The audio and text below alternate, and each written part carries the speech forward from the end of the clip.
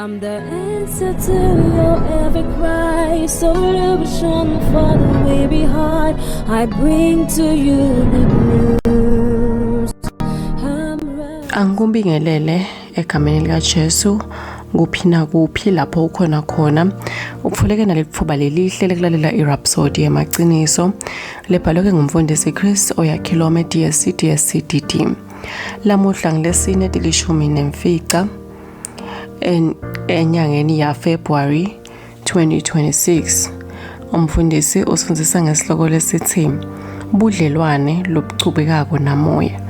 Kuba seRoma 8:6 lokuyincwadi umfundisi lavula ngayo livi namuhla ithi kunaka kwenyama kukufa kofa kunaka kwakamoya kukuphila nekuthula. Amen.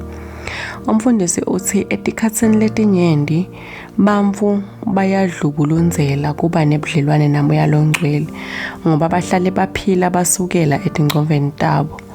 Babamphana benyama bagcwele kwati kwemhlaba, bagcwatshise ngekucabanga kwemhlaba futhi bachutshwa kucabanga kwemvelo.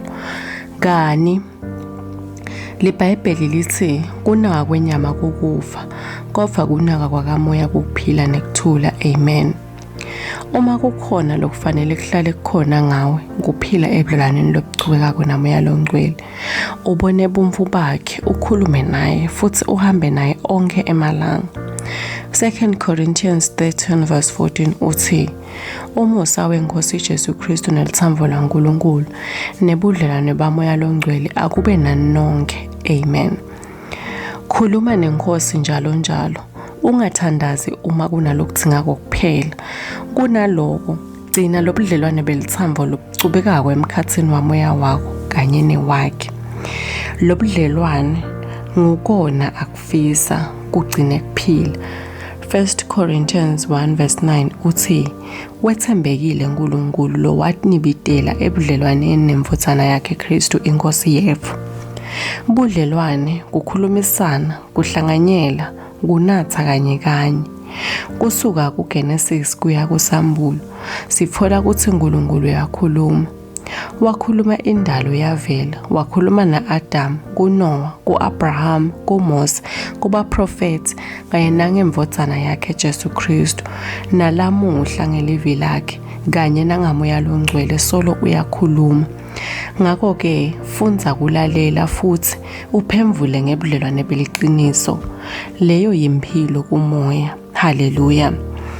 Kuqhubeka nesifumvo ungafunza 2 Corinthians 13:14, Johana 16:13 ne-1 Thessalonica 5:17. Amen. Ngicela sisho nangu umthandazo utawusho emva kwami uthi babe lothandzekako, ngiyabonga kungiletha ebudlelwaneni lobungetulo nawe. Ngiyabati bukhona bakho kimi futhi ngiyajabula kuleli phuba kanye nesibusiso sekuhlanganyela nawe njalo.